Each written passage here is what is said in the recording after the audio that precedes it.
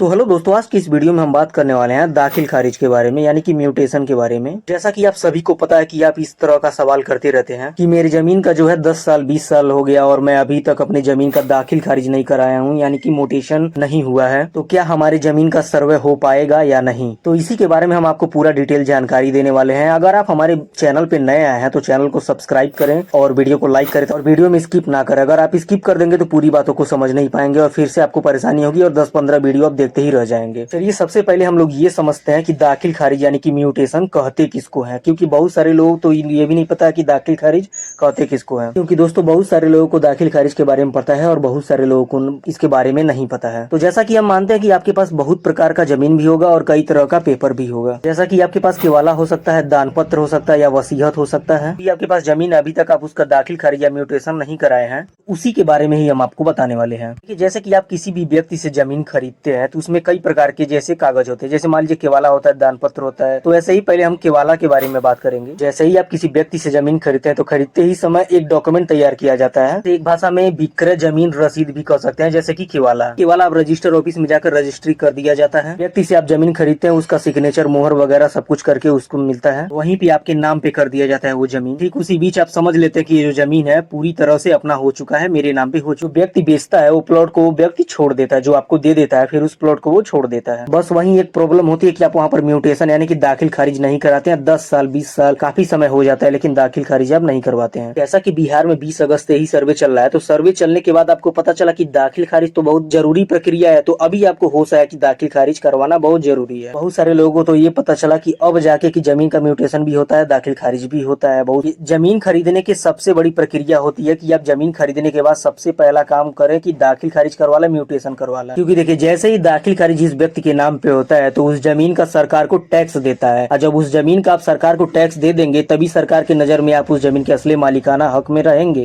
इसीलिए दाखिल खारिज एक ऐसा महत्वपूर्ण प्रमाण है जो दर्शाता है कि इस मालिक का, जो इस जमीन का मालिक यही है। मान लीजिए अगर आप दाखिल खारिज नहीं करवाते हैं तो उसी व्यक्ति के नाम पे रहता है, उसी व्यक्ति के नाम पे जमाबंदी भी चलती है। जैसे ही आप दाखिल खारिज म्यूटेशन अगर जब तक आप नहीं करेंगे तब तक उसी व्यक्ति के नाम पे ही चलता है। इसीलिए आपके नाम पे जो जमाबंदी है वो नहीं खोला जाता है, क्योंकि दाखिल खारिज तो आपके नाम पे हुआ नहीं है, वो तो उसी व्यक्ति के नाम पे चल रहा है। चलिए साधारण शब्दों में समझे कि दाखिल और खारिज दो शब्दों से मिलकर बना, यानी कि दाखिल जिस व्यक्ति से आप जमीन खरीदते हैं उसके व्यक्ति के जमीन में आपका नाम दाखिल होता है और उस व्यक्ति का उस जमीन से नाम खारिज होता है, इसी को दाखिल खारिज कहते हैं। और ये कार्य कौन करते हैं? जैसे आरओ हो गए, सीओ हो गए, ये जब जमीन का पूरा डिटेल देखते हैं उसके बाद से सर्वे करने के बाद आपका ये दाखिल खारिज कर, पहले व्यक्ति का नाम खारिज कर दिया जाता है और आपका नाम दाखिल कर दिया जाता है, तो जाके आपके नाम पे जमाबंदी कायम किया जाता है। और जैसे ही आपके नाम पे जमाबंदी बन गया तब जमीन के अगली हकदार आप हो जाएंगे। तब जाके उस जमीन का जो फुल्ली प्रॉपर रसीद होता है वो आपके नाम पे कटने लगता है और वो प्रॉपर जमीन आपके नाम पे हो जाता है। सबसे जरूरी है दाखिल खारिज। भाई ध्यान से सुने, थोड़ा सा भी स्किप ना करें। इसी प्रक्रिया को दाखिल खारिज म्यूटेशन कहते हैं। बहुत सारे लोग को पता होगा, बहुत सारे लोग को नहीं पता होगा। और चलिए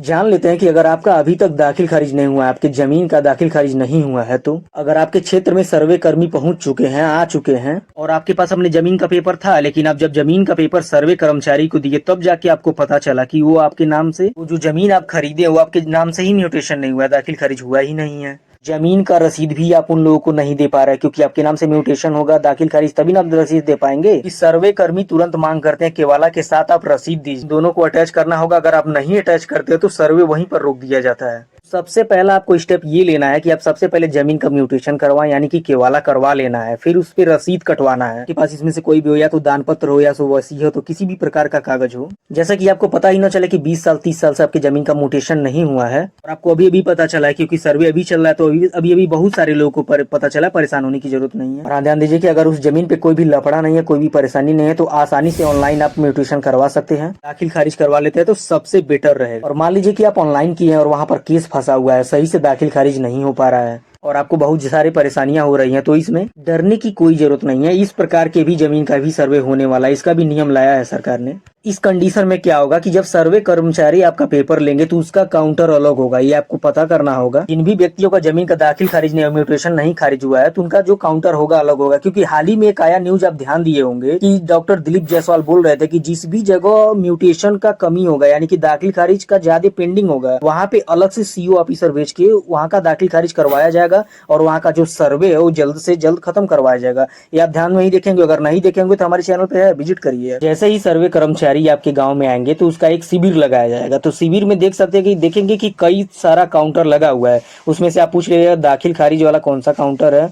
अगर नहीं हुआ है तो वहाँ पे आप जाएंगे और अपना सारा प्रॉब्लम बताएंगे कि क्या क्या प्रॉब्लम हो रहा है दाखिल खारिज करवाने में। फिर आपको वहाँ पे एक सीओ कर्मचारी देखने को मिलेगा। सीओ कर्मचारी केवल इसी के लिए लाया गया कि जहाँ भी म्यूटेशन दाखिल खारिज पेंडिंग है वहाँ का परेशानियों को देखने के लिए। और आप यहाँ तक प्रयास करेंगे कि आपके पास केवल दान पत्र, वसीयत, जो भी कागज है अधिक से अधिक कागज को लेकर जाएंगे और अपना अपना पर्सनल पहचान जैसे कि आधार कार्ड भी लेकर इस सब कुछ अटैच करके ही आप पेस्ट करेंगे ताकि आपको कोई भी परेशानी ना हो। फिर आपको जो सीओ ऑफिसर आपके पेपर के हिसाब से ही उसको आरक्षण देखेगा कि क्या हो सकता है और उसके हिसाब से आपको बताएगा और उसी डॉक्यूमेंट के हिसाब से ही आपकी जमीन का जो सर्वे है वो किया जाएगा। अगर आपके मन में ये विचार आ रहा होगा कि हमारे जमीन का दाखिल खारिज नहीं हुआ, म्यूटेशन नहीं हुआ, तो हम अपने जमीन का जो भी पेपर है उसको भी जमा नहीं करेंगे, तो ऐसा आपको नहीं करना है। और अगर आपका आसानी से दाखिल खारिज हो जाता है, म्यूटेशन हो जाता है, तो जरूर आप इसको दाखिल खारिज करवाएं, बहुत ही बेहतर रहेगा। और आपको बहुत सारी प्रॉब्लम हो रही है दाखिल खारिज कराने में तो परेशान होने की जरूरत। और आपके पास जो भी डॉक्यूमेंट है वो डॉक्यूमेंट देंगे तो उस डॉक्यूमेंट के हिसाब से आपका सर्वे किया जाएगा। और बहुत सारे हमारे भाइयों का ये भी क्वेश्चन है कि हमारे पास खतियान है तो खतियान का म्यूटेशन कैसे करवा पाएंगे। तो देखिए, तो हम आपको बता दें कि देखिए खतियान का म्यूटेशन है कि दाखिल खारिज खतियान का नहीं होता है। जो भी दादा परदादा जमीन बेच देते हैं उस बेचने के बाद जो भी जमीन बचता है वही आपके नाम पे ही सर्वे कर दिया जाएगा। चलिए, जितने लोग बने हैं यहाँ तक मैं एक बात और आपको बता दे रहा हूँ कि इस समय वंशावली जो है, वंशावली पे सरकार एक ऐसा अपडेट लाई है कि अगर आप वंशावली अपने हाथ से भी बना के देते हैं ना तो उसको भी मान्य किया जाएगा, लेकिन वो वंशावली सही होनी चाहिए।